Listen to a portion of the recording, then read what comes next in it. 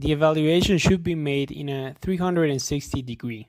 We know that not everyone has the same perspective over a particular subject, so a test will not define true performance.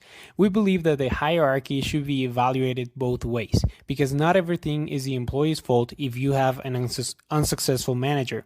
At the same time, the employees are the ones who are really experiencing the effect of the organizational culture and thus have a more realistic and personal understanding of what isn't working and should be changed, and sometimes that could be the manager. Make expectations clear. If the employee is not certain about what is expected of them, they are likely to fall out of line and make mistakes since the instructions and results are unclear. They cannot be expected to follow a standard that was not given to them. Be involved. To make a fair assessment of someone, you have to know exactly what they've been doing and why in order to know who you're talking to. Don't make generalizations. When doing an individual assessment, it's very important to avoid comparisons and generalizations of people with similar tasks. Treat them as individuals. Balance criticism. If all you have to say to the employee is the things they did wrong, the outcome is most likely going to be negative, considering it will have an effect on morale. Try to balance criticism with compliments or noticing the things they did right. Generate learning experiences. Instead of just pointing out the aspects the person has to change, direct them into the path you want them to follow and give them the tools to accomplish the tasks and learn what they're lacking. Listen to what they have to say. The assessment should not be a one-sided conversation where one person just throws words at the other. It should be a dialogue where both parties get to express their opinions and concerns. Evaluate during the evaluation. During the assessment, you may notice certain things that you were going to point out that may not need to be pointed out. Adapt to the person and situation. As for objectives that should be monitored, you should always monitor the self-esteem of your employees and their beliefs in their capabilities.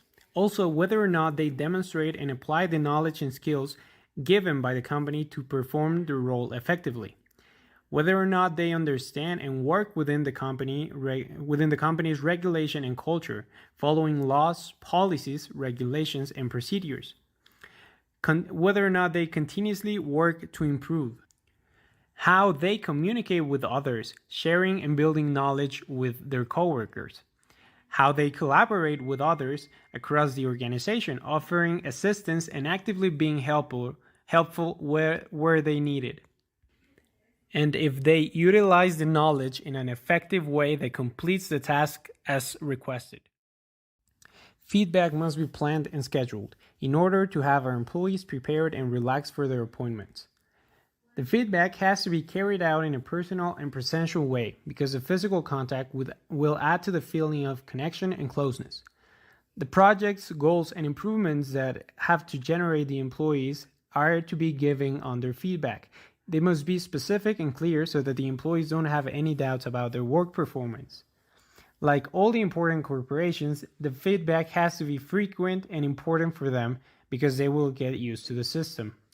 Remember that you always have to emphasize what the worker can improve or change and explain the importance of their work in the company to motivate them and acknowledge their own importance in the company.